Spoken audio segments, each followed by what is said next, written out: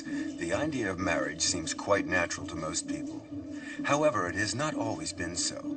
During a long period in history, man had no concept of love and the institution of marriage.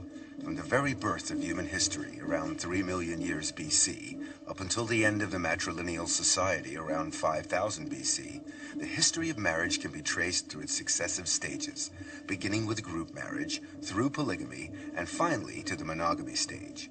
Each stage of this evolution had its own development, traces of which could be found a mere 3 decades ago in China. Today, these traces are fading, and in some instances have all but disappeared.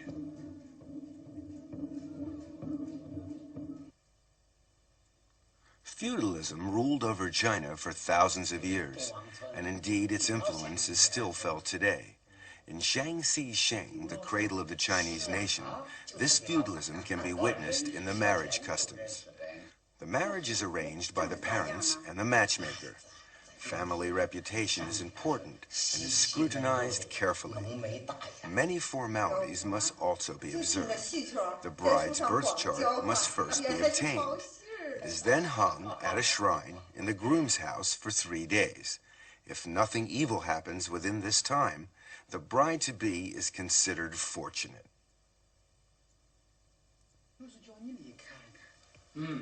A fortune teller then confirms whether she will bring luck to the groom's family.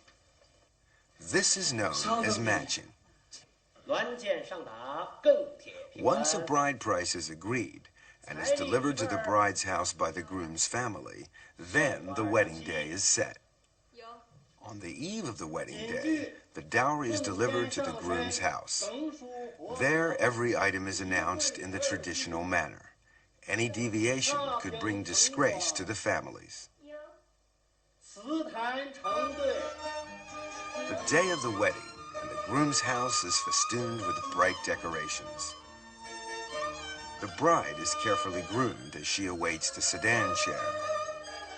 She looks forward to the big event with some trepidation, as she has yet to meet her future husband.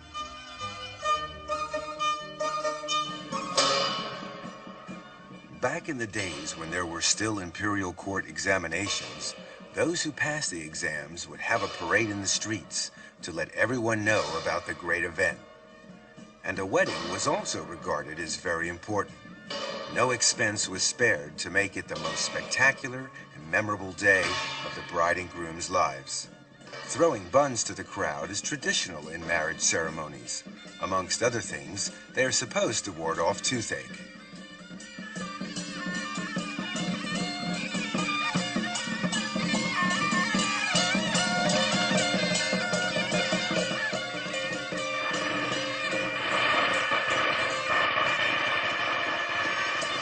At last, the bride arrives.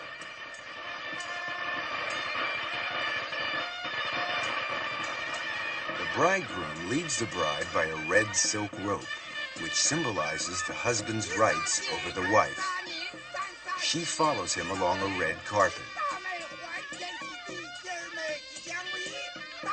The bride clutches a vase and a mirror as she steps over first burning coals and then a saddle to protect her against evil.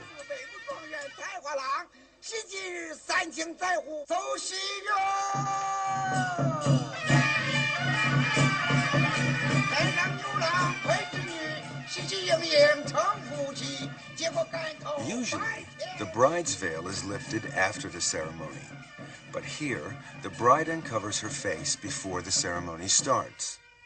This is a moment of truth where the bride and groom first set eyes on each other. By now, it's too late for second thoughts. Of course, even an arranged marriage can turn out to be a successful and happy one. This young couple will have to trust to luck and to the good judgment of their parents.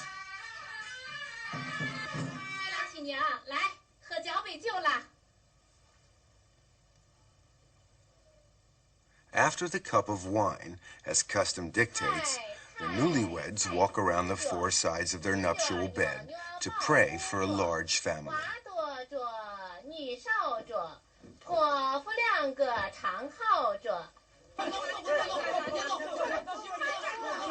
After the wedding banquet, friends and relatives will come and tease the young couple. The idea behind this is to provoke a physical contact between the two of them. These friends have decided to grab the bridegroom and put handfuls of grain inside his clothing. The bride is then encouraged to find the grain and take it out. By doing this, the husband and wife can become better acquainted, and the ice is broken. Secular marriages are quite common. In fact, it's even possible for a man to marry a ghost. In the feudal era, some engagements were arranged before a child's birth, others during early childhood. Life expectancy and the child mortality rate often left one or the other future partner with no one to marry. In Fujian, a surviving male may remarry. However, he is still betrothed to the deceased, and he must marry her before he can marry her replacement.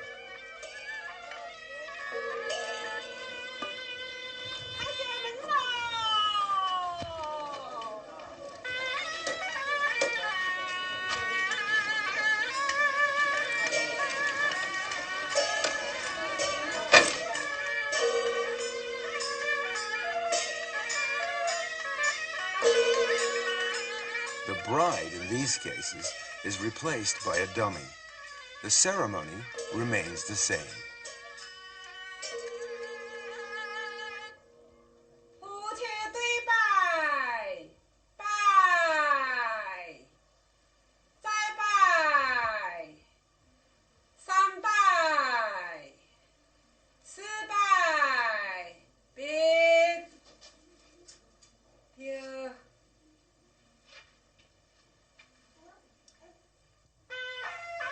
After the first wedding has been completed, the groom is free to marry again. The second bride must pay her respects by bowing to the dummy, as the first bride's spirit has already entered the room. She is only a replacement for the first wife, and as such, she will look after the husband and bear children for her.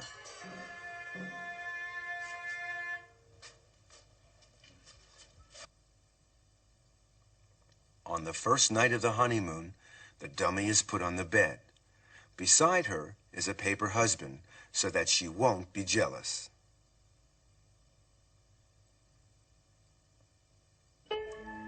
The two couples spend the night in the same bed, the dummy watching over the newlyweds.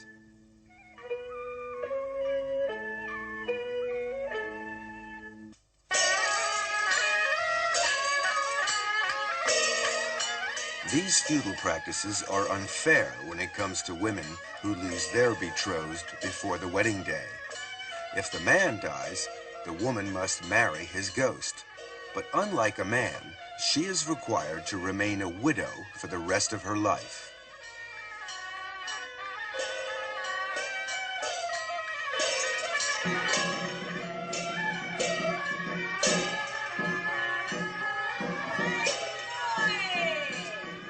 The wedding formalities are gone through as usual, but in this case, a rooster represents the groom.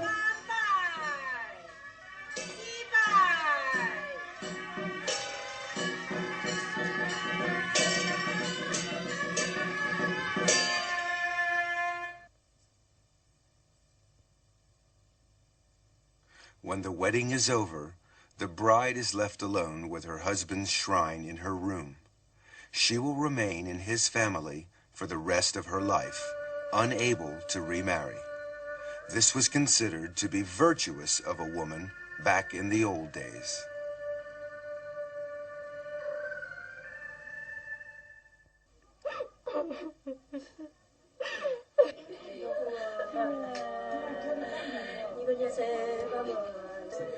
This bride-to-be is weeping over her coming marriage.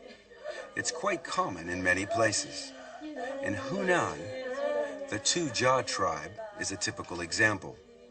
According to custom, this girl started weeping 48 days before her wedding day. Her weeping is interspaced with singing. She is sad because her marriage will mean leaving her parents. As she sobs, She also curses the matchmaker for having found her a husband who will take her away. Her girlfriends join in the mourning. They mourn the breakup of the family and the severing of domestic ties. They mourn the success of the matchmaker and the dressing of the bride and her farewell to her birthplace. In all, 11 mourning procedures must be followed.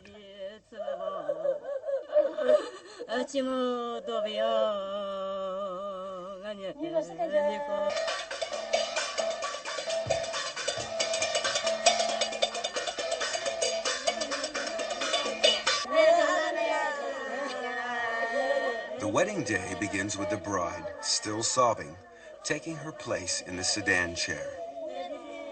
She bids farewell to her lamenting family, knowing that she will return in 3 days' time to a, hopefully, more happy atmosphere. She bids a last goodbye to her ancestors' shrine amidst a chorus of wails.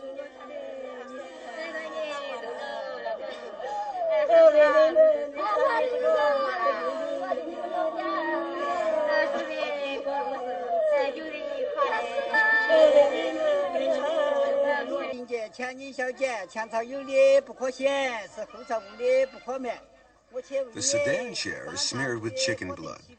This is to prevent any bad luck being carried with her to the husband.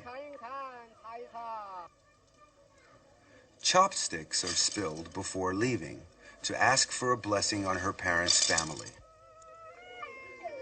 After that, the bride is not allowed to touch the family ground when getting into the sedan chair and must be carried on her brother's back. It's not that easy, as he must not touch his sister either. It requires a little imagination and some technique.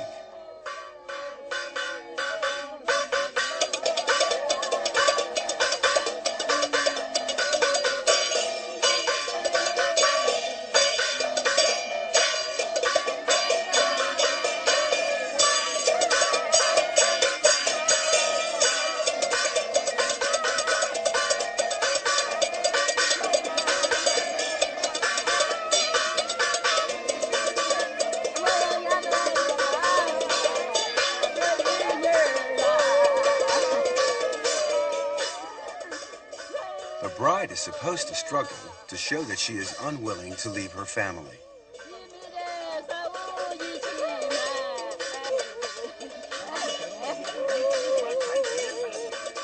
Changing her shoes signifies that she will never go back.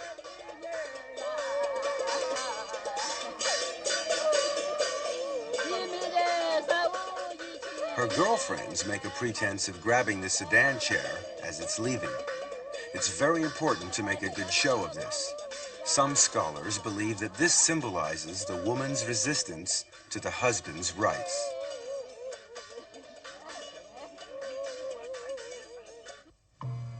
From 3 million BC to about 1 million BC, human society began to take shape. However, marriage as we know it didn't exist. This was the stage of group marriage, or what can be called primitive promiscuity.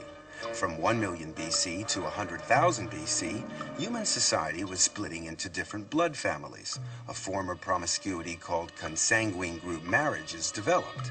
In the matrilineal society, group marriage outside the tribe became common. However, there was nothing resembling the wedding ceremony as we know it, and these relationships were mainly casual. In the mountainous areas around Jinshajiang in Sichuan province, a small remote village still practices group marriage, but in a more progressive way. Not only do they have a wedding ceremony, but their marriages last. The people here belong to a branch of the Nai Si tribal minority. Within their rugged and spectacular environment, these people live a simple life, far from civilization. Many have never seen a car. This is a tribal wedding troupe. The man in the blue robe is the troupe's master of ceremonies. His official title is Minabu, which means the guide. The troupe arrives at the groom's house. Inside, someone is at prayer. The prayers are to prevent any bad spirits from the bride's family from entering. Both of these girls are brides, and they are both sisters. When the door is opened, the troupe proceeds inside for the ceremony. The man praying is called a dongba, who acts as a kind of priest cum official, and who is considered very powerful by the villagers. Interestingly enough, there are no less than 4 grooms here, and they are all brothers.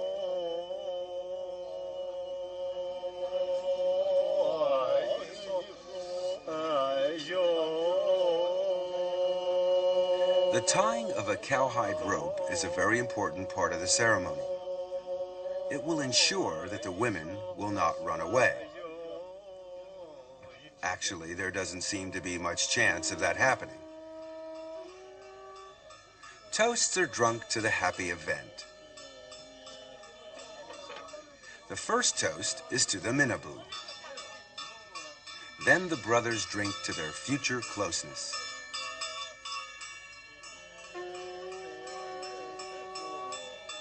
A toast to the brides follow. They are now husbands and wives. Each husband will have 2 wives, and each wife has 4 husbands.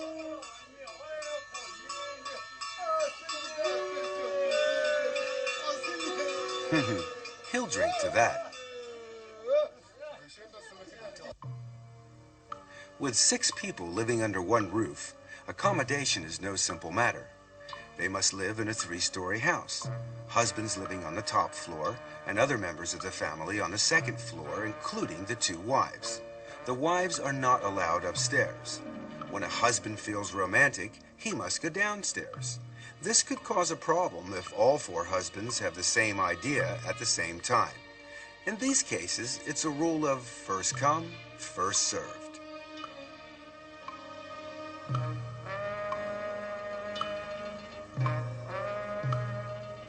Let's have a look at another family. This man is married to 2 wives. This is another example of group marriage. The girls are both sisters, and as they cannot handle heavy jobs, they regard their husband in part as a laborer. This one's very efficient in all departments.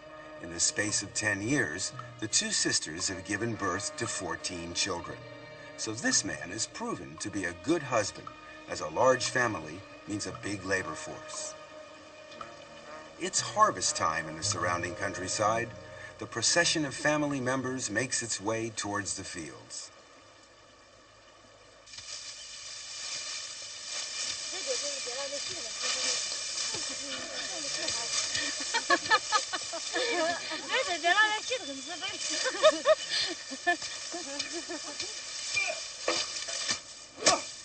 It's a case of all hands on deck.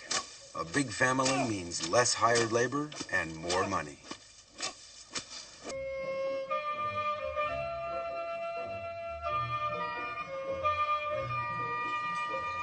This family here, on the contrary, consists of 2 brothers sharing 1 wife. Their lands are on the other side of the mountain, and the journey takes all day on foot. Usually they leave their wife at home and spend most of their time farming and hunting in the woods nearby. It seems that game is very plentiful in this part of the country. The wife takes charge of all the housework and cooking.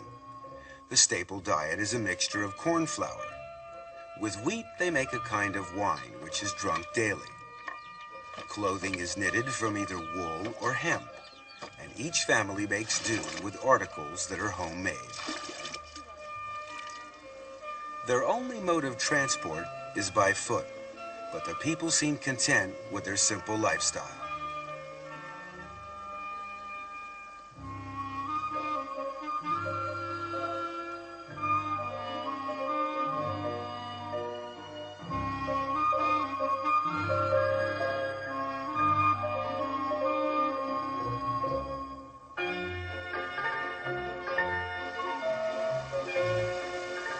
This woman spins thread as she goes about her daily routine. There is always work for her to do, and this will save time for more pressing chores. Group marriage is also referred to as synogamy, which means partnership. Its format and scope are not restricted and generally depend on economic circumstances, which makes it a very flexible arrangement. The Dong tribe were formerly a branch of the Yu tribal people. Their traditional costume, made from cowhide and egg whites, is quite unique. The combination of these materials gives the costume a sheen. The garment has no buttons and is weighted with pieces of silver. These people inhabit the regions of Guizhou, Guangxi, and Hunan provinces, living mainly off the land. Besides farming, they also operate freshwater fisheries. After a long day in the fields, there's nothing the local girls like better than a cool dip in the river.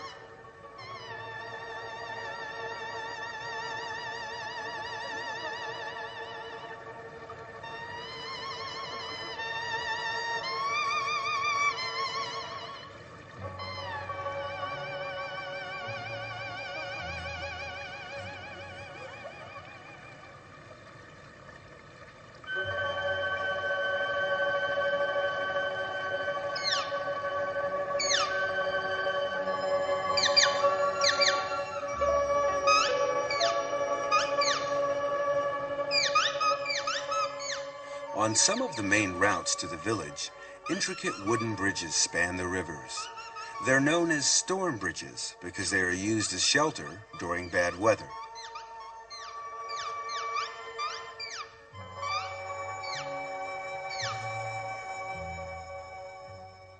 These towering structures in the village are pagodas, which are built in such a way that they resemble giant fir trees.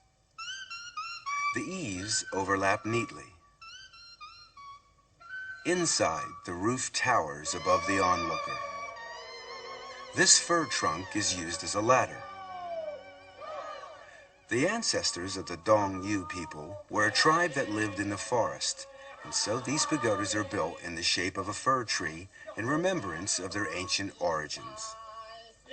Each clan in the village has its own pagoda. Whenever a crisis arrives within the clan, members will gather here to discuss matters and resolve the problem. However, the pagoda also serves quite a different purpose.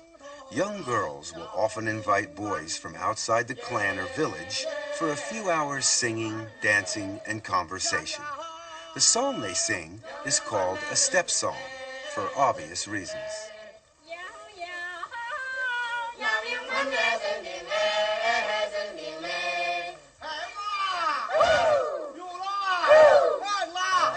The wedding of a Dong villager. The customs of the marriage ceremony have been handed down from the ancient tribe of their ancestors. It's a form of marriage by capture. When the groomsmen approach, the bridesmaids help to hide the intended bride and defend her against the male horde with their umbrellas.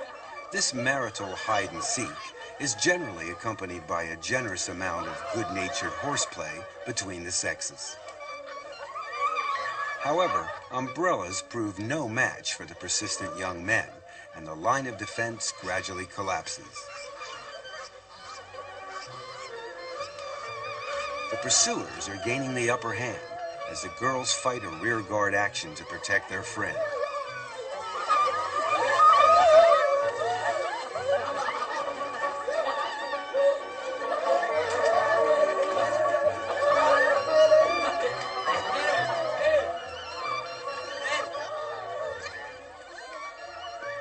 It's the end of the battle, and the bride, a little out of breath, but none the worse for her ordeal, resigns herself to submission.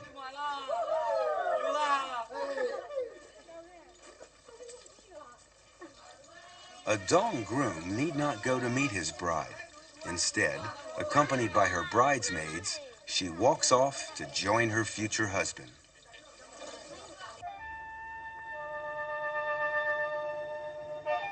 The Bao Yi tribe live in the southern part of Guizhou. All the houses in the village are made of stone, even down to the roof tiles. Here, young boys and girls marry at the age of 13 or 14, the girl remaining with her parents after the wedding, a custom known as non-virile local residence. During this time, she continues to dress like a maiden, sees her own friends, and carries on meeting other men freely. This period may last for up to a decade. This separation is an insult to a husband's rights, and he must take her back to restore his honor. This bride has been descended upon by her mother-in-law and sister-in-law. She struggles and breaks free as the two women give chase.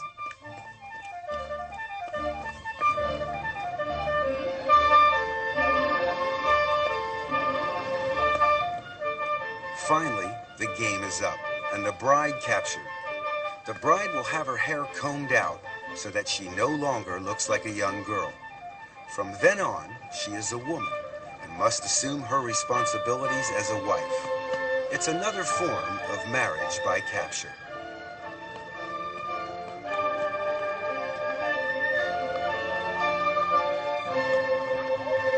Three days later, the mother-in-law and sister-in-law bring along a rooster and some wine to the bride's house to collect her.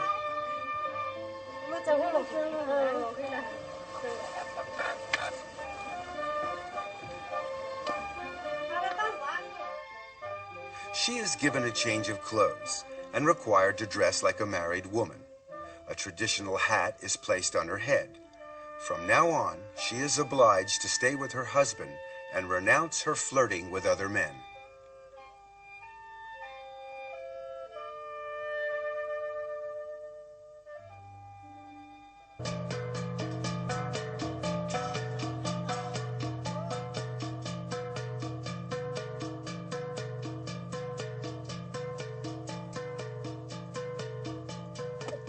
At first sight, there might not seem to be anything unusual about these four people until you realize their relationship.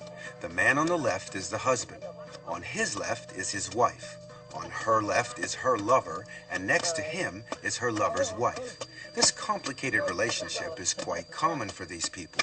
They are the Ao Yao tribe, and they live in Guangxi. The marriage customs here represent a transition between polygamy and monogamy. These people have a saying, a couple only eats together, but lovers sleep together.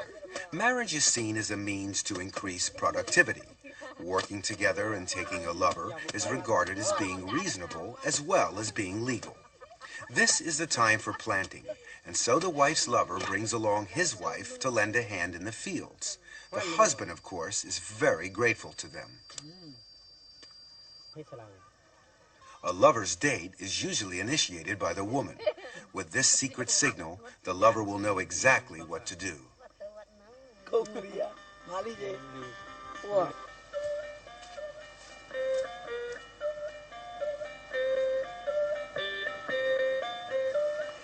As darkness falls, the lover arrives bearing a torch as a sign that the meeting is quite open and honorable.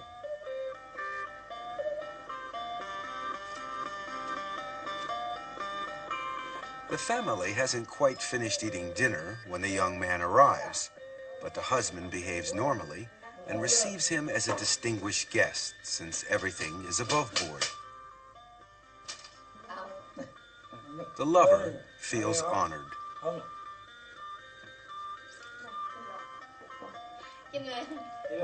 The young daughter's parentage may be in some doubt, but it's hardly important as both men treat her with equal kindness.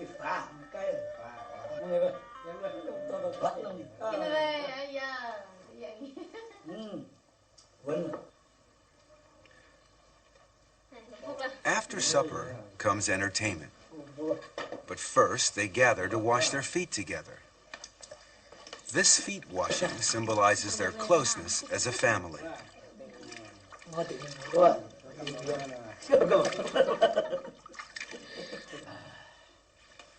When everything has been seen to, the wife and her lover are free to enjoy themselves. The husband is expected to leave them alone, so he lights his own torch and goes off to meet his own lover.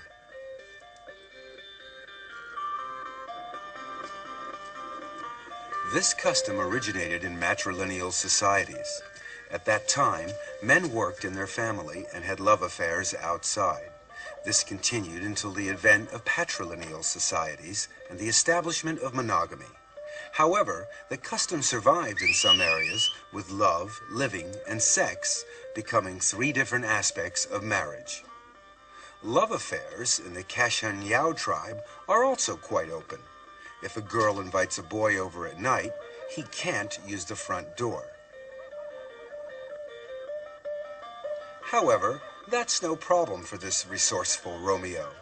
The post is there just for this purpose, and he climbs up to join his sweetheart.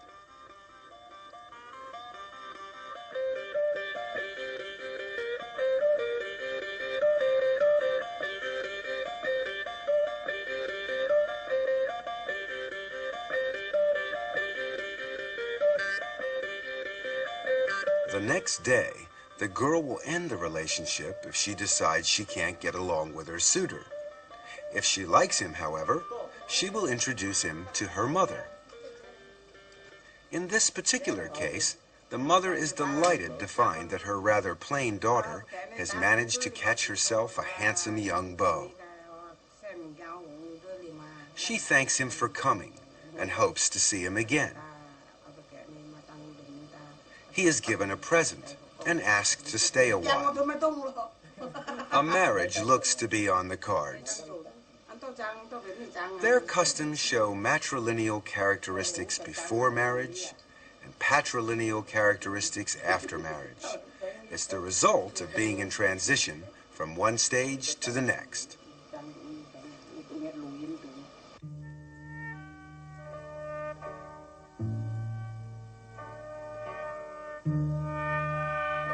The Anis in Sichuan Bana are a branch of the Hani people. Their village is unusual in that each house is surrounded by small cabins. The houses serve as the living quarters.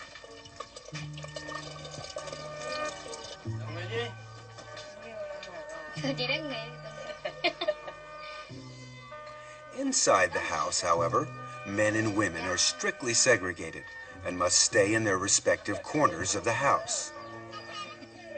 Even eating and working are undertaken separately, men with men and women with women. Even couples are not allowed to stay together.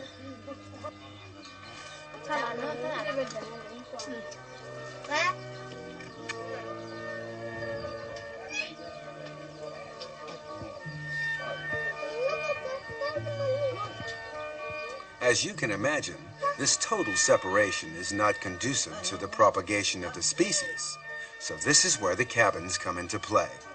Every male adult has his own cabin where he can date girls and indulge in his amorous pastimes. It's a characteristic of their patrilineal society.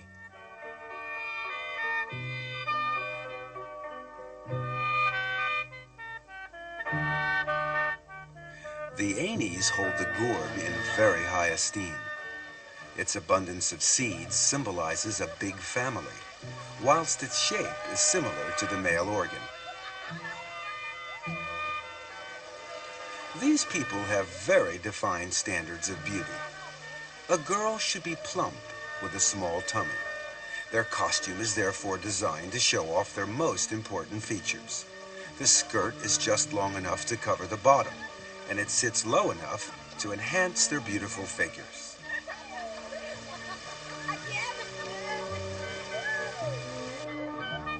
This group of young girls typifies the ideal beauty.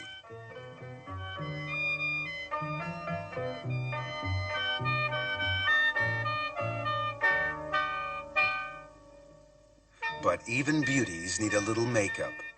Their adornments are extraordinary. Silver, ribbon, and lace are commonplace, although the girls often use nature's riches to enhance their looks. Strings of flower seeds are worn rather like a pearl necklace.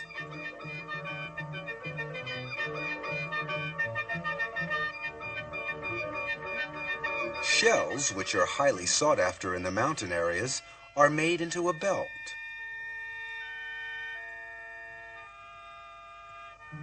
Another piece of natural jewelry is this flying beetle.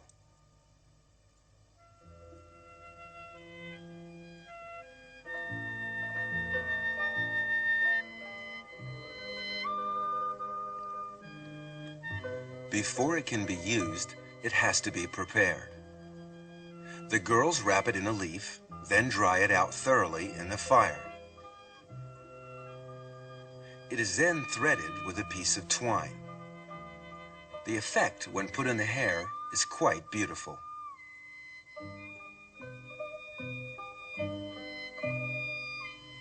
When an Aini girl reaches the age of 18, it's time to get married.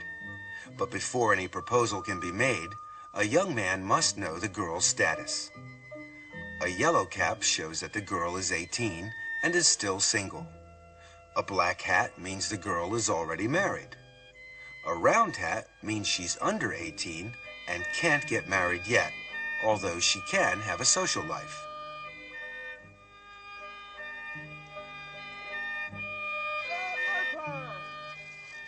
Ainis are open in their attitudes, and premarital sex is allowed. The young men and women often court through social activities, although it's not always easy, as they must marry outside the tribe.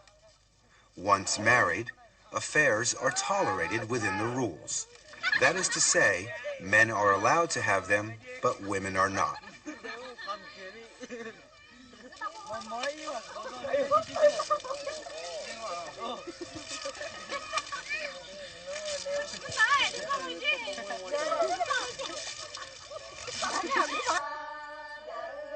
There's another way that young men and women become introduced. Young men from outside come in search of a girlfriend after first having obtained permission from the local villagers.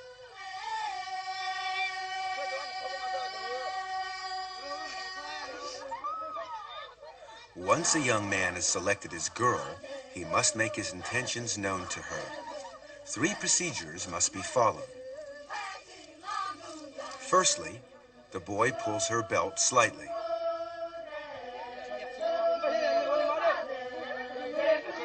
Then he pats her on the shoulder. Finally, he grabs her from behind. If the girl resists, then the boy must leave her alone and try again with a different girl. This young man's wish has come true, and he's got his girl. To celebrate, the local boys treat him as an honored guest and give him a drink. In this case, it's not wine, just water. The lucky man is invited to stay the night, and a cabin is provided for the couple to spend the night in.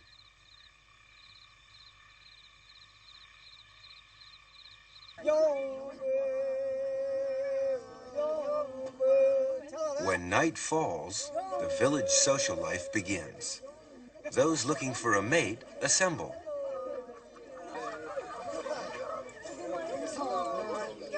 At first, the boys keep their distance.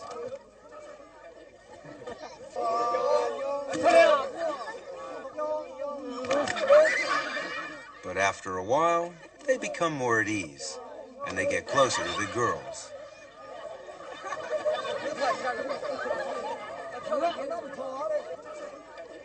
When a decision is made, the young man must approach the girl of his choice. If he is refused, it's bad luck, and he must try again. If he's accepted, the couple will go off and get to know each other.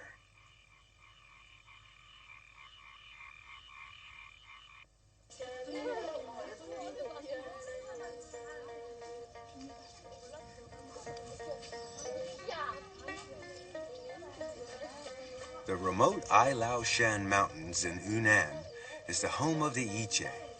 They are also a branch of the Han people. The Yiche women's traditional costume is quite unusual. It is made up of a pair of shorts with a front opening blouse which leaves the right breast exposed. It's their everyday clothing, and it's not considered indecent.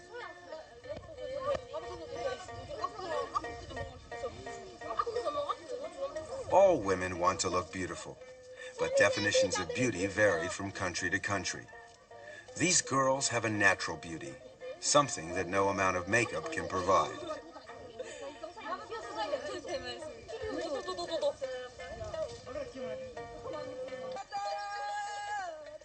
The Yichi have a special festival called Liang Hala, when young men look for a lover. The way they greet young girls is very unusual. Instead of shaking hands or even a kiss on the cheek, a man will press a girl's breast. Right side for old friends and left side for strangers. It's a great embarrassment if the wrong one is pressed, but the faux pas is quickly forgiven.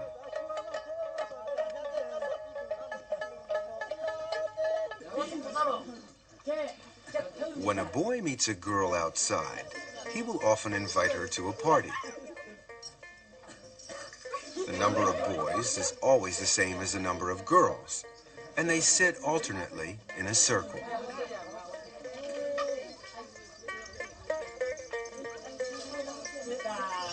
They talk and flirt freely with either the person to their left or the person to their right.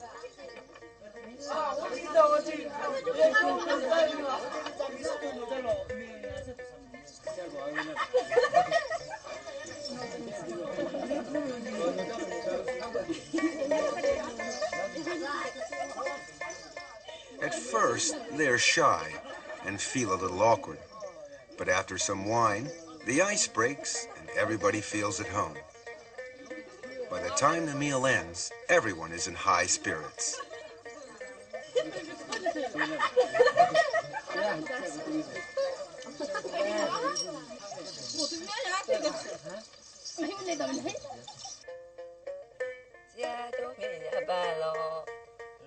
The Yichi are open in their sex life. However, despite this, an illegitimate child is frowned upon. This is not much of a problem, as all girls are betrothed at the age of 4 or 5. They remain with their parents and don't live with their husbands until they are older and have given birth to a child. This shows that they are fertile. It's another example of a non-viral local residence. A bridal party readies itself for the big event. The smartly dressed girls here are only the bridesmaids.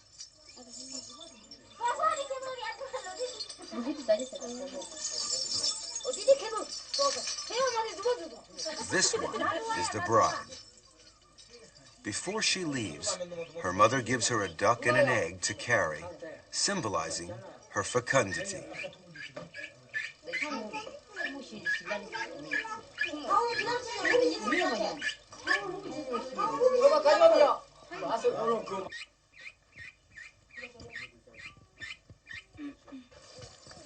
This man is being beaten as he is leading the party taking the bride back home. It's part of the custom here. A rope is tied across the path of the husband's village. Everybody may cross over except the bride. She must break the rope to show that she is cutting off her links with her past.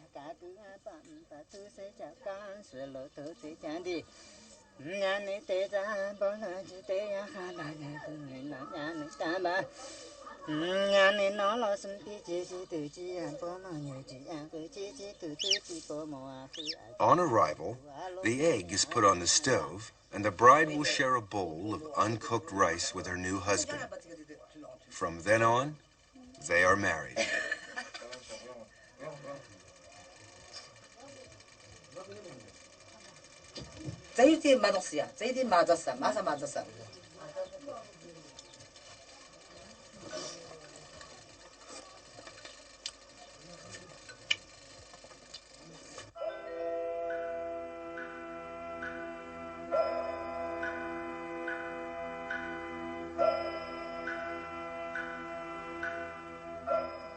Most women in the tribal minorities are good at embroidery.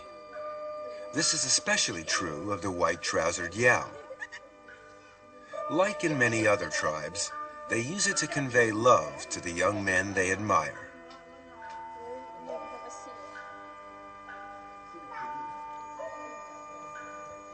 When they are in their teens, their parents build a cabin for them.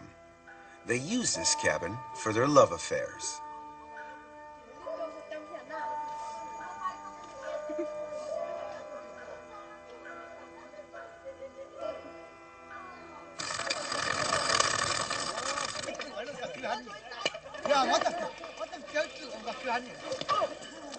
Contrary to what you may think, the long-haired youngsters playing here are all boys. The short-haired spectators are girls. Girls have their heads shaved from birth and remain bald until they start their social life. These novices still sport a short haircut.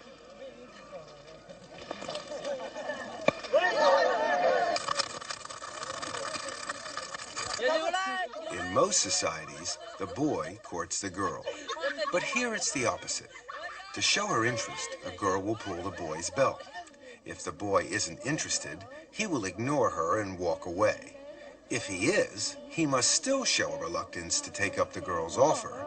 Otherwise, he is considered shameless and not a decent young man.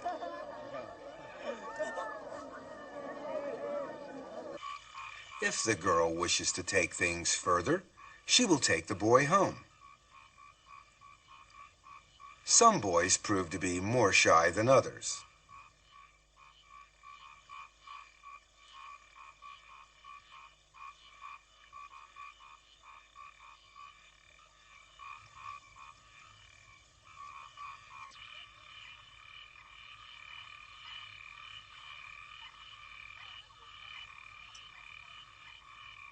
Bringing a boy home is considered to be quite normal. In fact, the parents feel honored to have a suitor in the house. On the other hand, if no boy comes, the whole family is disgraced. Though they are free in their sex life, the marriage is still subject to certain rules. If a girl wants to get married, her cousin must be given first refusal. Her father must consult her maternal uncle first, as her mother came from her uncle's family in the first place. It is thought only natural that the daughter should be offered in return. The offer is made in a roundabout way. The father asks, "The vegetable on my farm is mature. Would you like it?" The uncle replies, "It's good, but no thank you." This answer will make things easier. The girl is now free to marry the boy of her choice. Under an arrangement between the father and the uncle, 2/3 of the betrothal gifts will go to the uncle in recognition of his consent. Marrying a cousin is a form of intermarriage referred to by anthropologists as secondary blood tie marriage.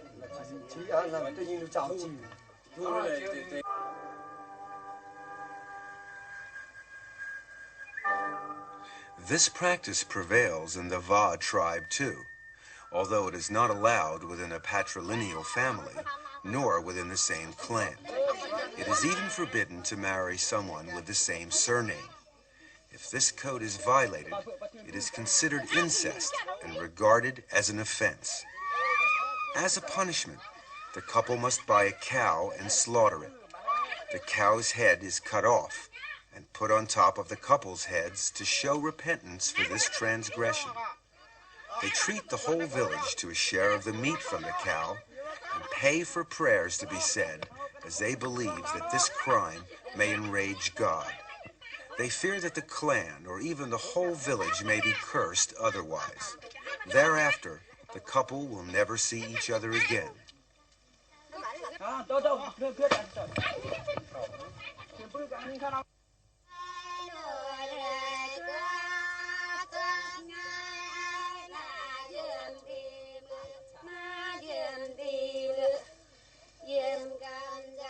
The Va live in the mountainous region of Yunnan. The whole area is a veritable Shangri-La. They lead a simple and primitive lifestyle, and all labor is done by hand.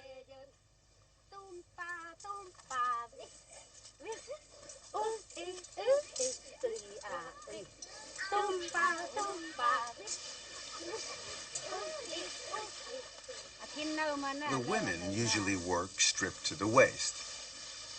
Bamboo is put to a wide range of uses: for constructing houses, carrying water, drying the crops, and storing grain.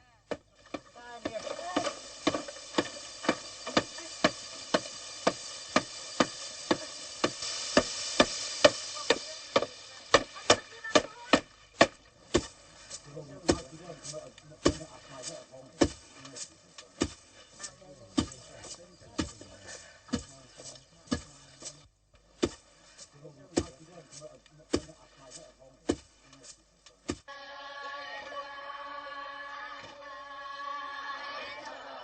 Va practice free love. Quite often, young men will go out at night to drop in on their girlfriends. Sometimes they will go in twos and threes, or even in a large group.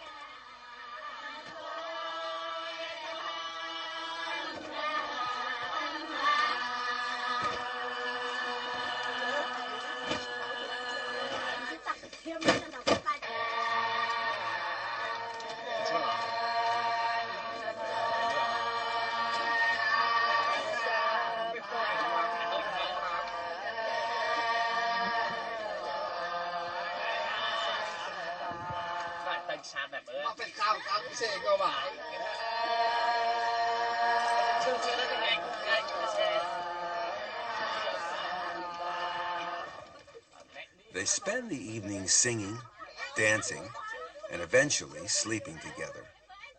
Sleeping together is a sure way of having pleasant dreams, an important part of a good night's rest.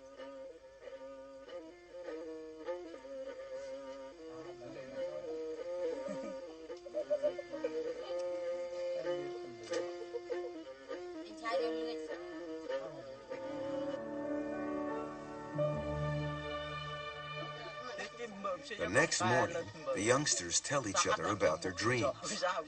If one dreams of trees or bamboo, it means good luck. A tree being pulled down or a man falling is a bad omen. In this way, they try to read each other's thoughts. If the couple get on well, the relationship will continue. If not, they can always break it off and blame it on the bad dreams.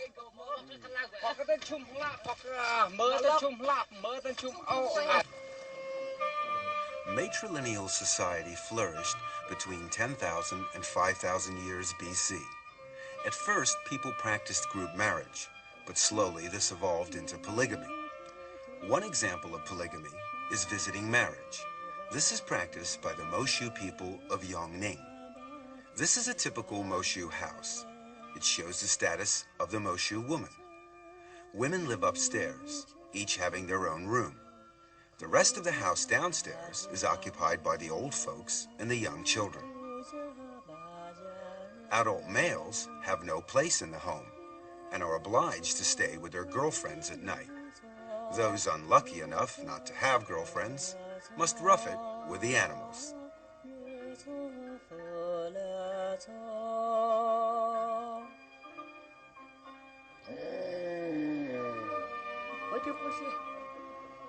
An initiation ceremony is held when a Moshu boy is 13.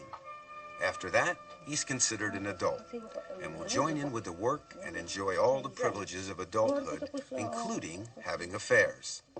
A specially close girlfriend is called an ashao, a name signifying that the boy and girl are sleeping together. Polygamy should not be confused with group marriage. The latter is between groups and is totally casual.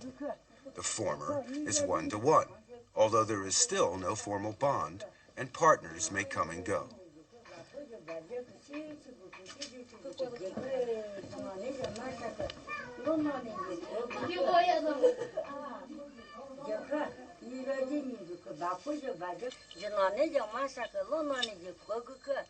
After the ceremony, this young Moshu boy will be an adult. He is ready to take his first ashao.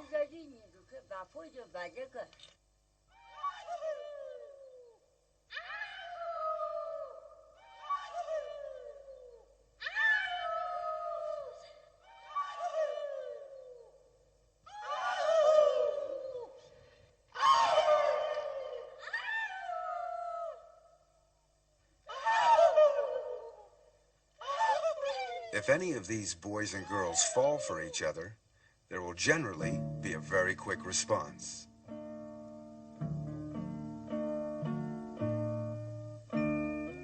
At night, the young boy goes to the house of his new ashao. He throws a pebble to attract the sleeping girl's attention.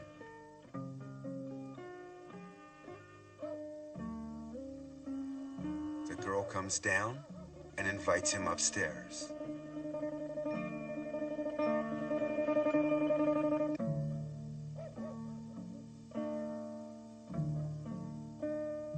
The next day, the boy returns to work in the fields as usual.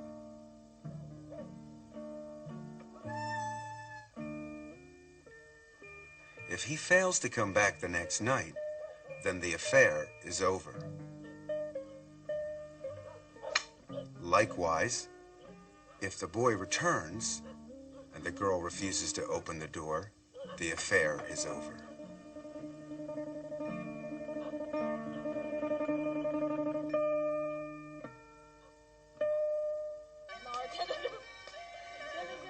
Children born from a visiting marriage are raised by their mothers.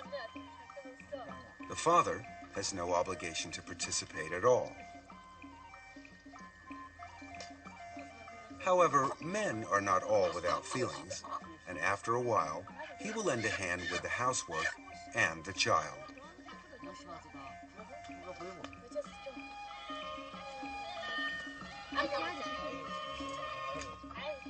In the end, most couples will live together when they reach a certain age.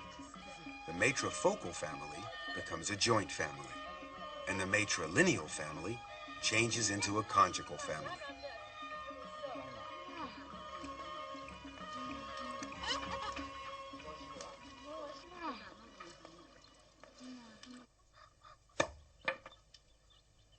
Visiting marriages have no rights, but for the Zhuans in Qinghai, it's quite different. A lama blesses the girl first. This ceremony is for marriageable girls and is an ancient tradition for these people. Girls are free to select their mate.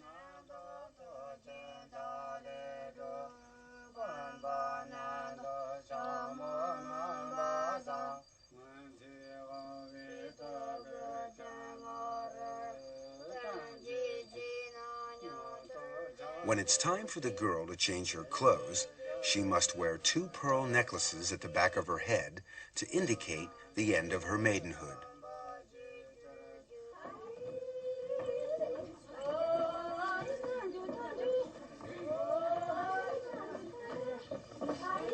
Female relatives congregate around her. The most sacred moment is near.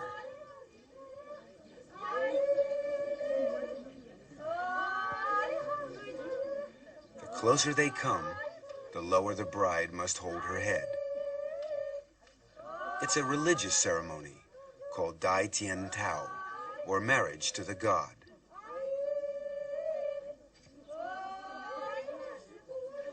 The holy water being sprinkled is in fact milk.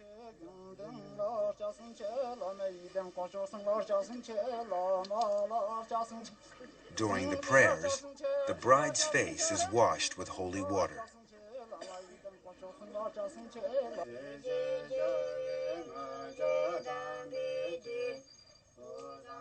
The ceremony is about to begin. Strangely enough, there is no groom present at this wedding. Dai Tian Tao is a wedding for a single person who has no spouse-to-be.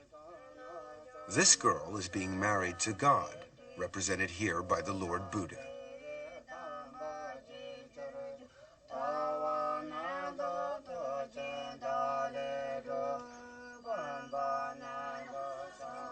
After the ceremony, the girl is free to have love affairs and to bring men home.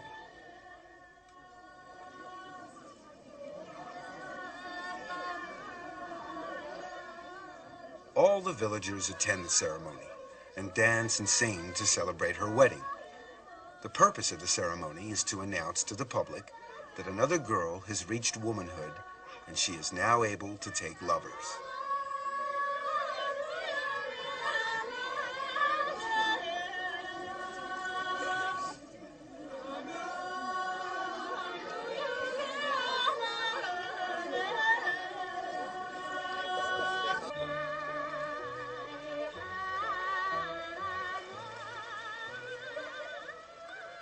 Now that she is married, she may indulge in the activity of jiao shang, having love affairs.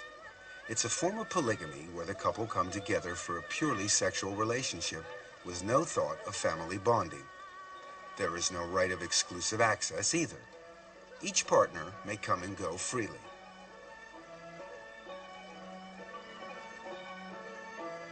This romantic period is a privilege of youth in an area where men far outnumber the women. It helps to correct the imbalance. Most of the older people have families.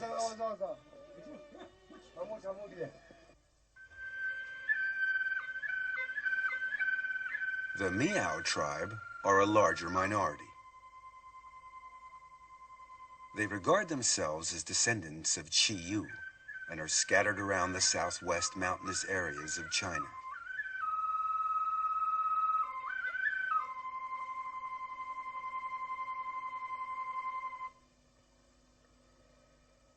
A hero's knot is considered the height of fashion.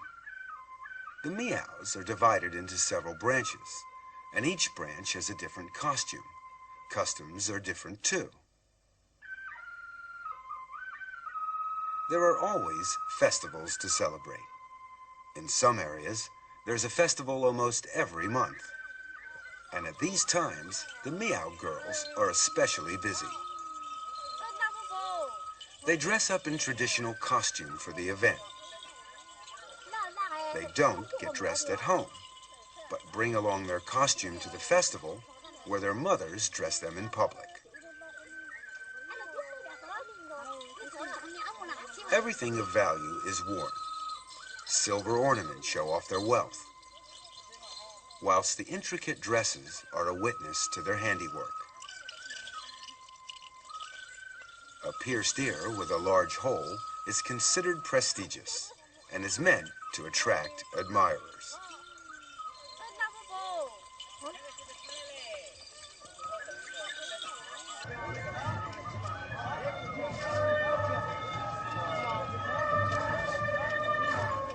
During these festivals, performers from surrounding villages will turn up to provide countless entertainment.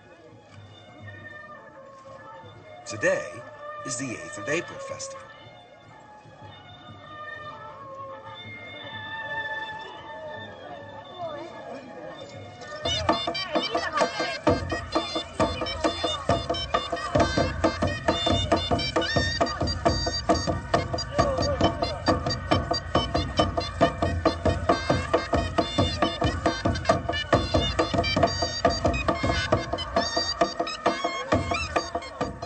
Villagers present a gift to the mother of the dragon, for whom the festival is held as a welcome.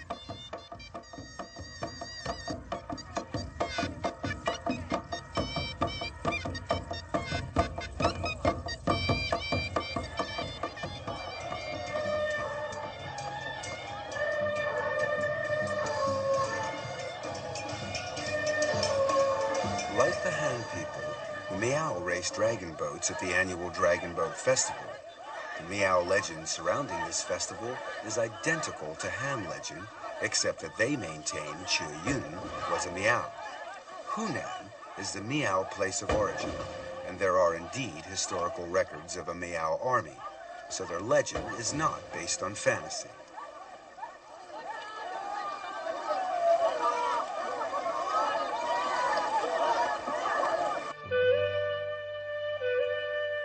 The 6th of June festival is held to celebrate engagements. The atmosphere is completely different here. On this day, these young girls have decided to take a bath in a quiet river, and they've asked their lovers to come along and watch.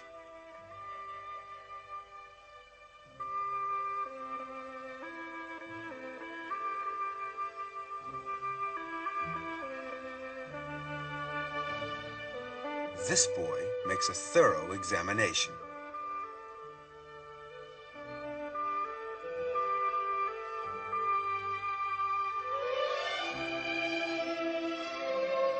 If he's satisfied, he must make his intentions clear, in a polite way, of course. He pays her homage by presenting her with a red ribbon, a token of engagement. In receiving it, she accepts his proposal.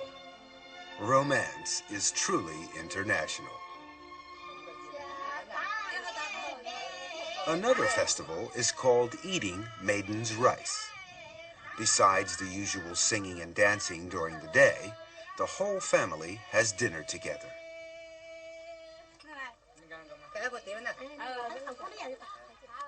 A song of toast is sung, and wine flows freely as the family enjoy the special feast that's been prepared, whose main dish is this colorful rice.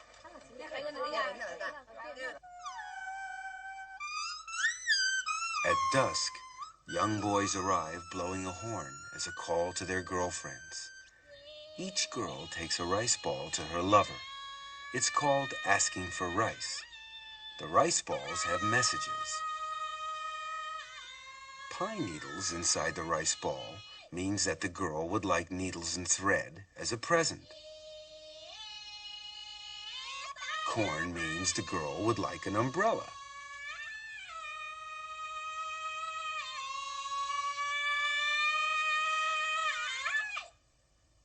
Two sticks bound together mean they'll never part. True love. If it's empty, it's bad luck. It means she's breaking it off. Meows will select their mate within the tribe. Two young persons meet on the road. They sing to each other to show their admiration. During the song, they find out about their respective backgrounds and see if the other is knowledgeable. It ends with a real heart-to-heart talk, and the relationship becomes closer as a result. It is customary in this tribe for lovers to carve a notch on a piece of bamboo after each date. If, after numerous dates, they fall in love, they break the bamboo and each keeps one half as a token of their eternal love. If either one of them ever breaks their vow, they will be obliged to eat the bamboo as a punishment for being unfaithful. Quite an effective deterrent.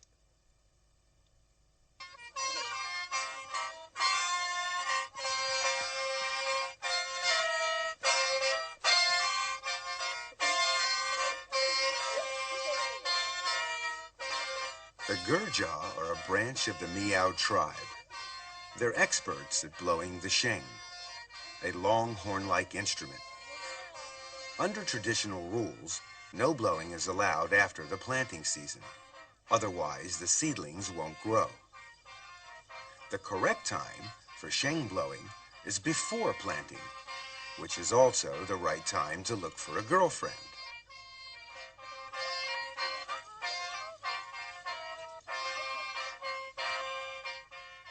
Slowly, the girls dance around the boys. Each girl holds a necklace in her hand. As they dance, the girls choose. They put their necklace on their favorite boy's sheng. This is called asking for necklaces.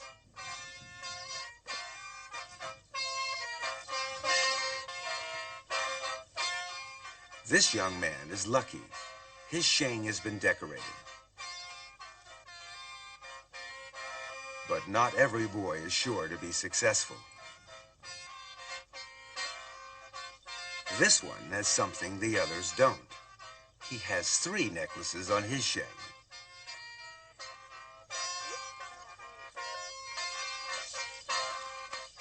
The dancing courtship over, they go off in search of other entertainment.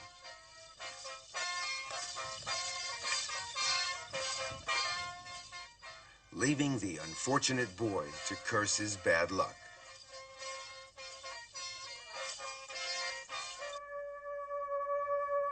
The green-trousered Yao of Guijiao have a completely different way of courting. Girls all have a small hole in the wall over their beds. It's called a lover's hole. At night, when the girl is asleep, a young boy tries to wake her up by prodding her with a thin bamboo stick. The girl wakes up and grabs the stick.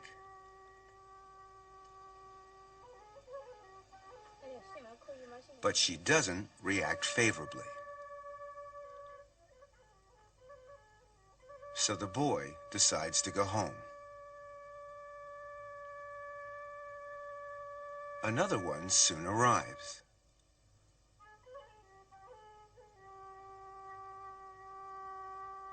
He repeats the same procedure.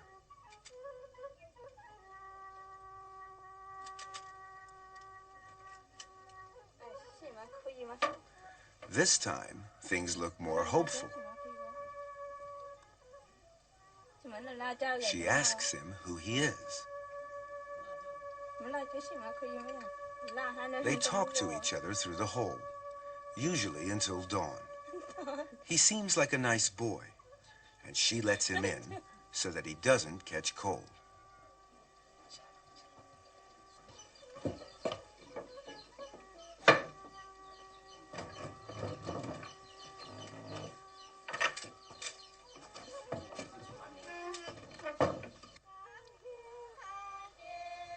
In every Miao village, there is a special place where young people can meet to date or just to talk.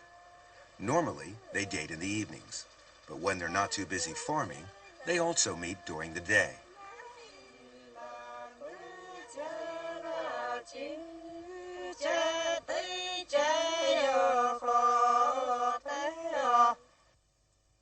Most girls spend hours and hours embroidering. Those who can't embroider find it very difficult to marry. Free love is popular with the Miao, but marriage is still decided by the parents. The bride must walk to her husband's house. The whole party dresses up to show off their beautifully embroidered costumes, and it's often difficult to tell the bride from the bridesmaids. The Miao never marry within their clan, and these two families live far apart, so the bride's party has a long way to walk. Miao have special greeting customs when a marriage is about to take place.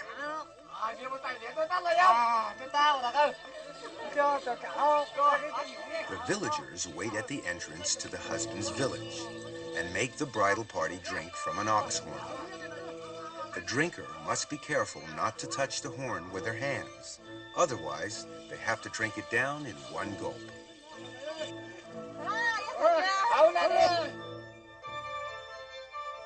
The bride is required to step inside with her left foot forward. This will ensure that her firstborn will be a boy. The wedding is very simple, with no real ceremony.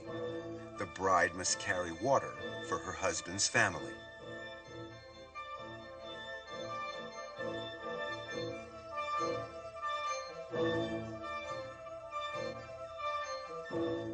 At night, she must stay alone in the kitchen.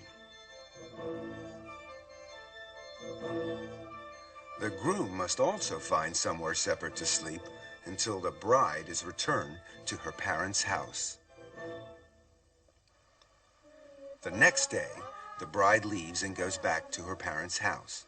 There she continues her work, embroidering, singing love songs, and having affairs with young boys. The couple practice a non-Vera local residence. Only in the busy farming season or during festivals will the bride go back to her husband's house for a few days. After she's given birth to a baby, she will start living with her husband. Another form of marriage is the secret marriage. This young couple haven't got their parents' consent, so the boy sends a group of his friends to collect the bride secretly. The bride is ready and packed. She goes off to a quiet place with her bridesmaids, where the wedding is to be held in secret.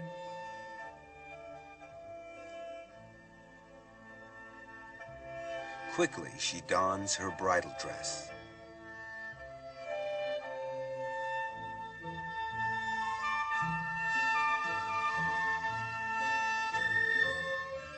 Some food has been prepared for the wedding breakfast.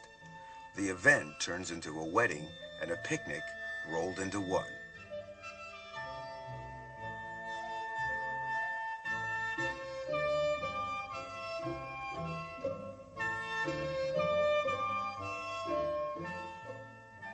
she follows the groom's assistants to her husband.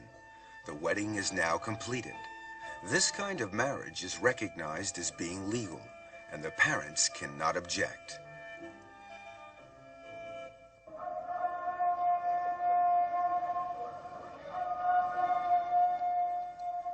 The Uyghurs of Xinjiang are Muslim. On their holy days, they worship God and take part in extended prayers.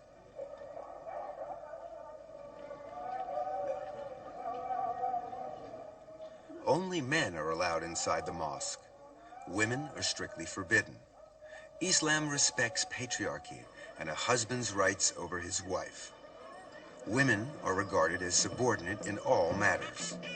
Previously, they were obliged to wear a veil when outside the house. If they didn't, the punishment was severe.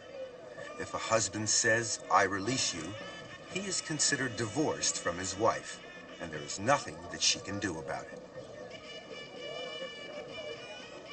Islam allows polygamy. Their holy book, the Quran, says that a Muslim may marry the woman he loves and have 2, 3, or even 4 wives. An old-fashioned Uyghur marriage is very feudal in its traditions and is conducted according to Islamic law. The groom's father brings gifts to the bride's house the day before the wedding. The gifts include a cow. Understandably, he receives a warm welcome. Men and women are not allowed to mix unless they are kin, so the hosts are all men.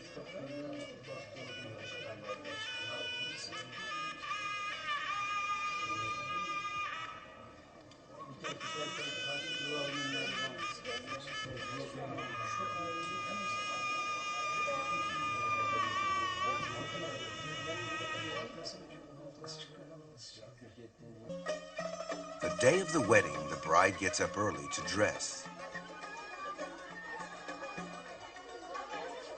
The wedding dress is a gift from the groom to show that she belongs to him. She will have to obey him in every way from now on. Friends and family come over to celebrate with her. She goes outside to greet the female relatives.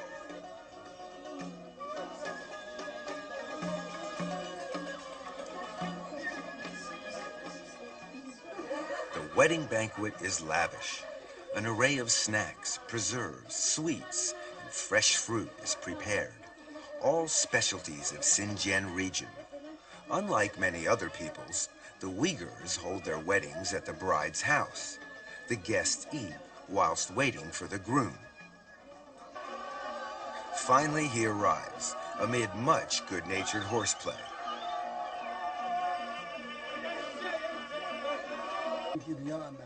A Muslim holy man conducts the ceremony.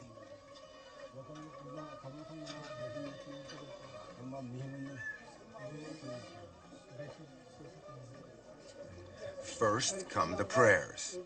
Then the bride takes her vows and says, "I do."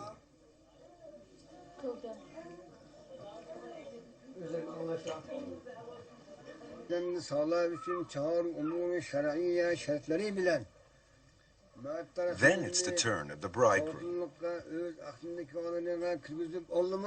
Of course, he has no hesitation.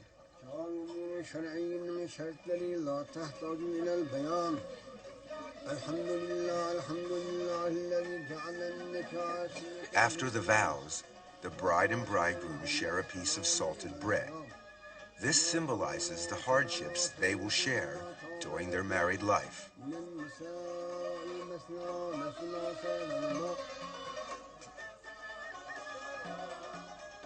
The wedding party then travels back to the groom's house. Here the bride must be carried over a fire before going inside to prevent evil and bad luck from entering, just as the Han brides do.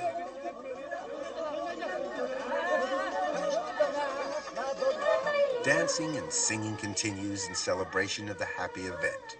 The groom's sister takes the bride's veil, and the wedding is complete. Freedom, monogamy, and sexual equality are the characteristics of a modern marriage. The marriage laws stipulate that prescribed marriage, purchasing, and any acts interfering with marriage are forbidden. Both partners must marry voluntarily, with no pressure from third parties. Of course, love plays a very important part in any modern marriage, and having a love affair is seen nowadays as a prelude to getting married. In the countryside around Beijing, this can be seen happening wherever you look.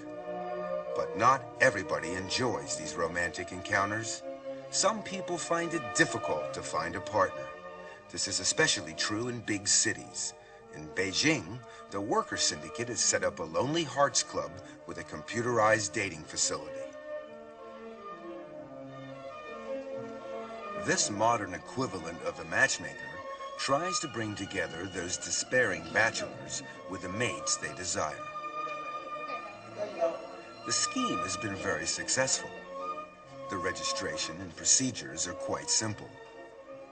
Personal particulars are noted, and of course, individual requirements.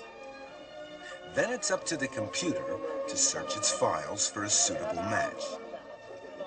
When one is found, a meeting between the two people can be arranged. First impressions are very important. A little chat helps to break the ice and get to know one another. If all goes well, the relationship will blossom.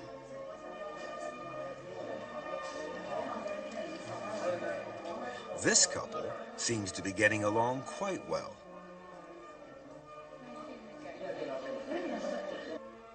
But some are too anxious to wait. They put up advertisements in the hope that prospective girlfriends will read them. Near the club, there's a love corner where young hopefuls gather with the sole purpose of finding a boyfriend or girlfriend.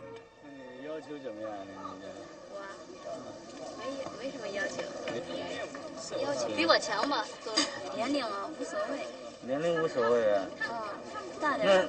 大点也没关系。大点也有限度的，大10年、20年那种。那也别太离题了，大几岁差不多，只要俩人合得来就行。This sounds quite reasonable, but how do you go about finding Mr. or Miss Right?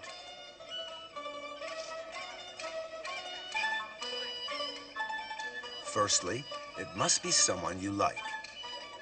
You must go right ahead and get straight to the point. Oh dear, never mind, try again.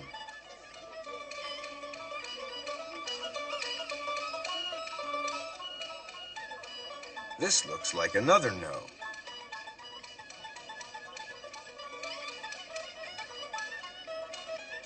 Ah, this looks more hopeful.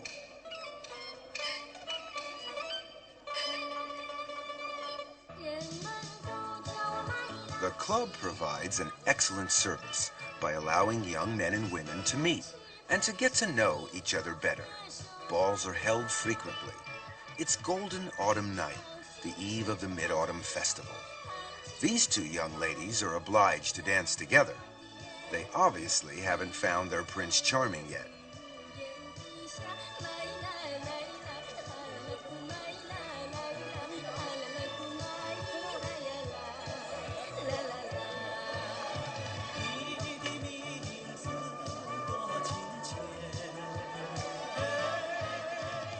It seems her luck is in.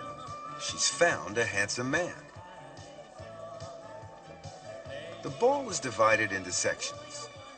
This section here is the pro-secondary section for intellectuals. There doesn't seem to be too much happening here.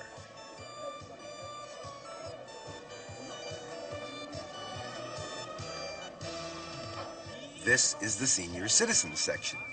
It's pretty crowded with older men and women trying to find their perfect partners.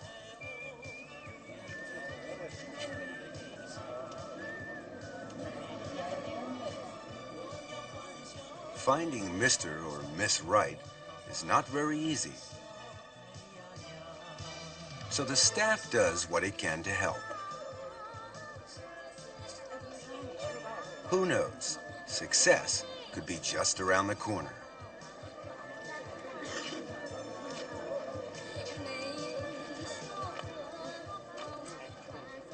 Throughout the hall, men and women of every age group are getting together with the opposite sex, trying to select the partner they would like to date.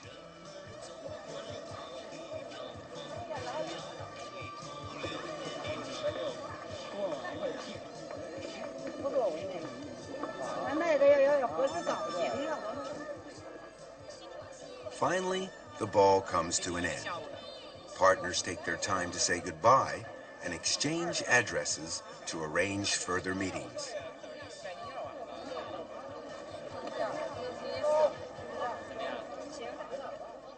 Some, however, are not so lucky.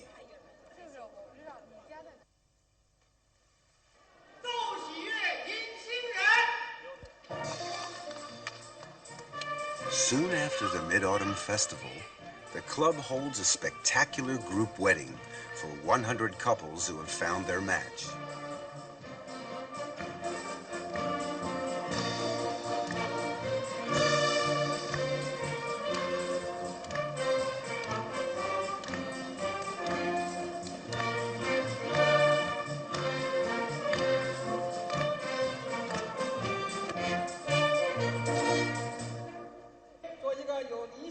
The Master of Ceremonies is the Deputy Mayor of Beijing. It's quite a grand affair, a happy occasion for all.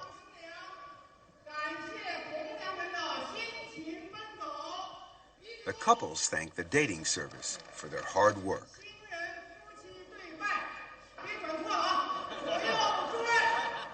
Then they bow to one another 3 times.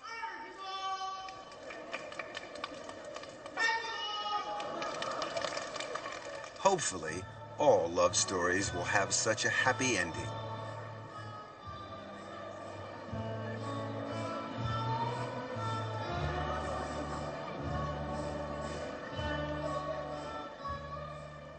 The harmonious union of love and marriage is the result of thousands of years of evolution.